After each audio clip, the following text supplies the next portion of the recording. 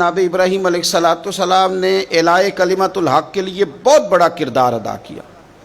نمرود جیسے بادشاہ کے سامنے کھڑے ہو کے، اس کی حکومت ہے، اس کی طاقت ہے، اور وہ اس نشے میں اتنا مست ہو گیا ہے کہ معاذ اللہ اس نے خدا کہلوانا شروع کر دیا ہے۔ اس کے دربار میں کھڑے ہو کے اس کے ساتھ گفتگو کرنا اور اس کے سوالات کے جوابات دینا، اللہ کے پیارے محبوب علیہ السلام نے فرمایا افضل جہاد ہے ظالم بادشاہ کے سامنے کھڑے ہو کے حق کی بات کر دینا۔ یہ افضل ترین جہاد ہے۔ یہ بھی ایک مناظرہ ہے احقاق کے حق کے لیے نا، بحث کرنا، مناظرہ کرنا، یہ تو کتاب و سنت میں موجود ہے۔ لیکن کریں گے اہل علم، ہر آدمی اٹھ کے اگر مباحثے میں جائے گا تو بعض اوقات بہت ساری خطائیں پیش نظر ہوں گی۔ جناب ابراہیم علیہ السلام سامنے کھڑے ہیں، یہ خدا کہلواتا ہے۔ حضرت ابراہیم علیہ السلام سے اس نے رب کریم کی ذات کے بارے میں بات شروع کر دی۔ اللہ فرماتے ہیں الم تری الی الذی حاج ابراہیم فی ربہ، کیا آپ نے اس شخص کو نہیں دیکھا جو جناب ابراہیم سے جھگڑا کر رہا تھا ان کے رب کے بارے میں؟ اور جھگڑا کیوں کر رہا تھا؟ اس لیے کر رہا تھا کہ ان آتاہ اللہ الملک، اللہ نے اسے بادشاہی جو عطا فرمائی۔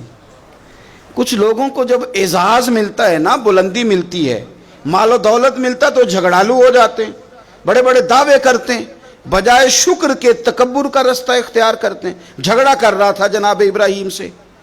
اذ قال ابراہیم ربی الذی یحیی و یمیت، حضرت ابراہیم فرمانے لگے میرا رب وہ ہے جو زندہ کرتا اور مارتا ہے۔ وہ بحث کر رہا ہے، گفتگو کر رہا ہے آپ کے ساتھ، فرمایا میرا رب وہ ہے جو زندہ کرتا اور مارتا ہے۔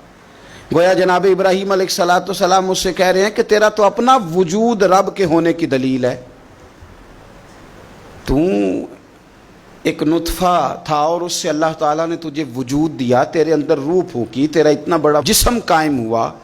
رب وہ ہے جو زندہ کرتا اور مارتا ہے۔ قال انا احیی و امیت، کہنے لگا میں بھی زندہ کرتا اور مارتا ہوں۔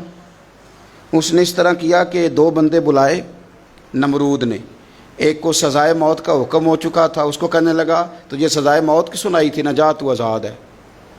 اور ایک بندہ بے گناہ تھا، اسے پکڑ کے قتل کر دیا، کہنے لگا دیکھو میں بھی مارتا اور زندہ کرتا ہوں۔ حالانکہ قتل کر دینے اور چھوڑ دینا، اس میں اور زندگی اور موت دینے میں کتنا بڑا فرق ہے۔ حضرت ابراہیم سمجھ گئے کہ بندہ موٹے دماغ کا ہے۔ کچھ لوگ موٹے دماغ کے ہوتے ہیں، بلا وجہ بحث کرتے رہتے ہیں۔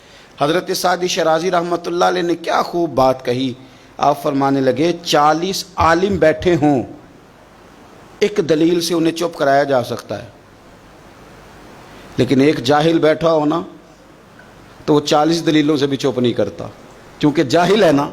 علماء کے سامنے آپ دلیل بیان کریں گے تو 40 علماء بھی ہو تو ایک دلیل سے چپ کر دیں گے تو جو ہے جاہل، وَإِذَا خَاطَبَهُمُ الْجَاهِلُونَ قَالُوا سَلَامًا، یہ دلیل بھی اس کی بڑی کچی تھی، بڑی نکمی تھی۔ اب حضرت ابراہیم نے نا اس پر ایک اور مناظرانہ گرفت فرمائی۔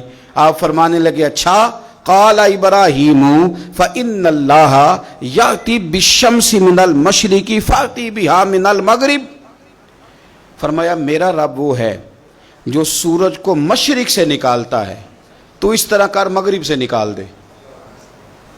اگر تیرا بھی یہی دعویٰ ہے تو مغرب سے نکال دے۔ فبہت الذی کفر، تو رب فرماتا ہے کہ میرے خلیل کی بات سن کے کافر کے ہوش ہی اڑ گئے، اس کے ہوش اڑ گئے۔ جب حق کی بات ہوتی ہے فبہت الذی کفر، ہوش اڑ گئے اس کے، وہ تو حواس باختہ ہو گیا کہ یہ کیا بات کر دی۔ واللہ لا یہدی القوم الظالمین، اسے ہدایت پھر بھی نہیں آئی، کیوں کہ اللہ ظالموں کی قوم کو ہدایت نہیں دیتا، ہدایت نصیب نہیں ہوئی، ہوش اس کے اڑ گئے۔ جناب ابراہیم علیہ السلام نے ایسی دلیل دی رب کی ذات کے بارے میں، رسول پاک کی عزت کے بارے میں، صحابہ کے بارے میں، اہل بیت کے بارے میں، دین کے کسی معاملے میں احقاق حق کے بارے میں۔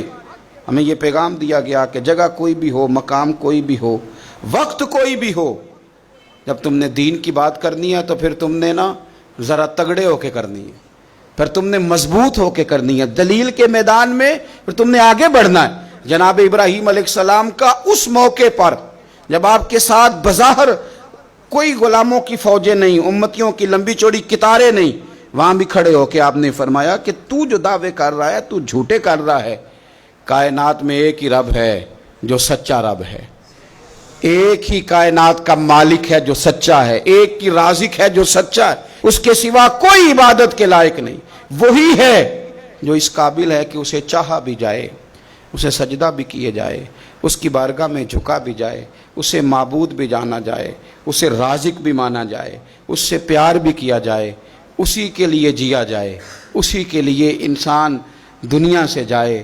اللہ تبارک و تعالی ہمیں بھی حضرت ابراہیم کی طرح حق کا علم بلند کرنے کی توفیق عطا فرمائے۔